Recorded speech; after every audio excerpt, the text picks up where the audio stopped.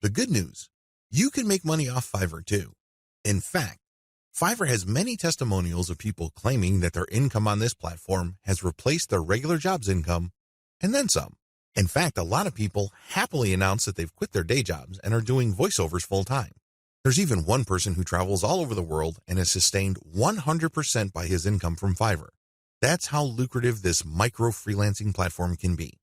But there's a big warning sign. You have to be careful about using Fiverr the right way.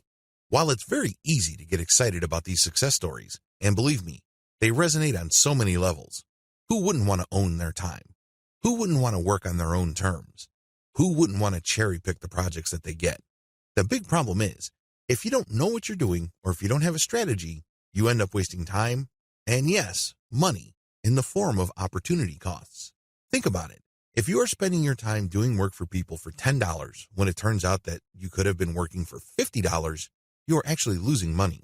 Now, this is different from a situation where you have spare time and you're simply trying to turn your spare time into spare cash. In that case, this would be okay.